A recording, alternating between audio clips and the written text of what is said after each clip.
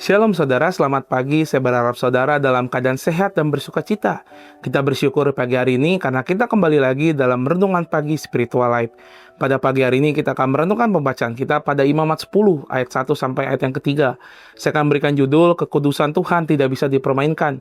Saya akan bacakan firman Tuhan bagi kita semua. Demikian firman Tuhan. Nadab dan Abihu, anak-anak Harun, masing-masing mengambil perbaraannya, membubuhkan api ke dalamnya, serta menaruh dupa di atas api itu. Dengan demikian mereka mempersembahkan ke hadapan Tuhan api lain yang tidak diperintahkannya kepada mereka. Api pun keluar dari hadapan Tuhan, melahap keduanya, sehingga mereka mati di hadapan Tuhan. Berkatalah Musa kepada Harun, inilah yang difirmankan Tuhan, kepada orang yang dekat denganku, aku menyatakan kekudusanku, dan di hadapan seluruh bangsa itu akan kuperlihatkan kemuliaanku. Harun pun terdiam. Saudara, Imamat 10 ayat 1 sampai 3 adalah salah satu bagian dari Alkitab yang keras dan menggetarkan hati.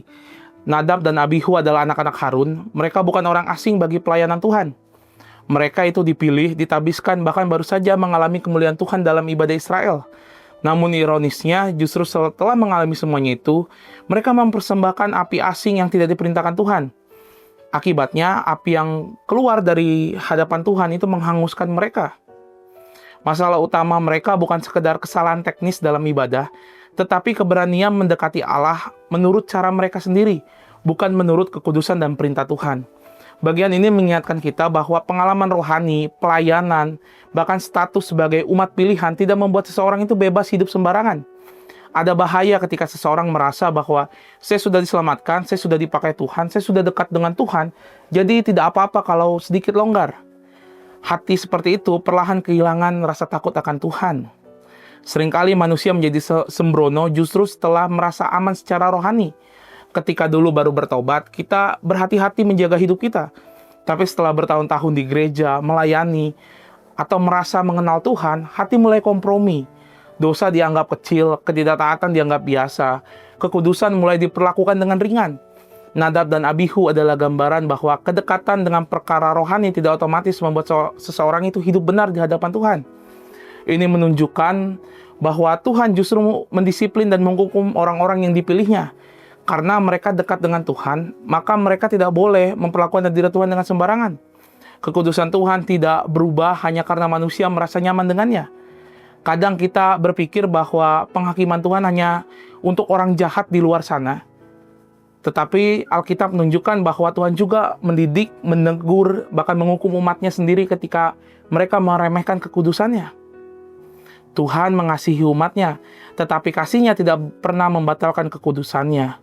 Tidak ada seorang pun yang kebal di hadapan kekudusan Tuhan.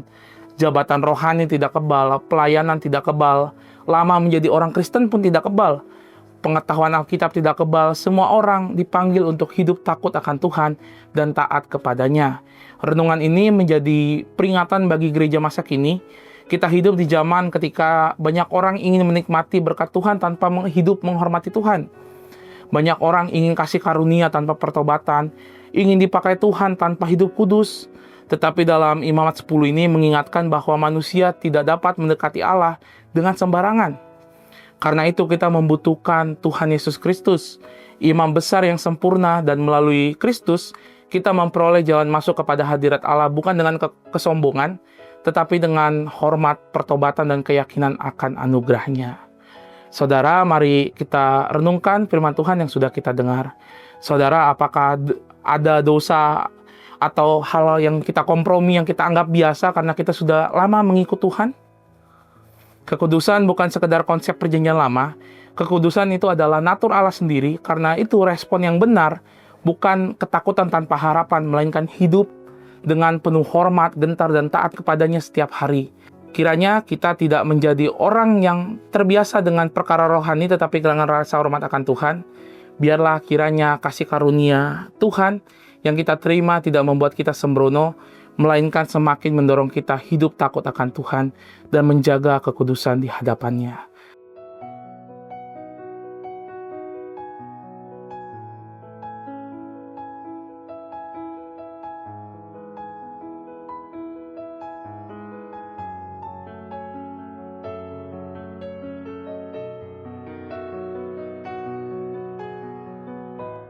Saudara, mari kita berdoa. Tuhan, kami bersyukur untuk setiap kekudusan yang Tuhan berikan kepada setiap kami. Ajar kami untuk semakin taat dari hari ke hari, ajar kami untuk hidup kami tidak melakukan hal-hal yang sembrono di hadapan Tuhan, dan ampuni kami Tuhan untuk setiap perkara-perkara kecil yang mungkin melukai hati Tuhan, bahkan tidak menyukakan hati Tuhan. Kami mau berubah, kami mau minta ampun di hadapan Tuhan, dan kami mau semakin hari diproses oleh prosesnya Tuhan untuk semakin kudus di hadapan Tuhan. Dan ajar kami melalui setiap perkara-perkara yang Tuhan hadirkan di hidup kami, untuk kami semakin diproses lebih kudus, lebih berkenan di hadapan Tuhan, dan kami mau menjadi pribadi yang taat di hadapan Tuhan. Di pagi hari ini Tuhan, kami menyerahkan ke dalam tangan-Mu setiap kegiatan aktivitas yang akan kami lakukan. Biar kiranya penyertaan Tuhan terus hadir di hidup kami. Kami bersyukur Tuhan, menyerahkan seluruhnya hanya ke dalam nama Tuhan Yesus Kristus. Amin. Selamat pagi saudara, biarlah kiranya dimanapun berada, sehat badannya, kuat imannya, dan Tuhan Yesus memberkati.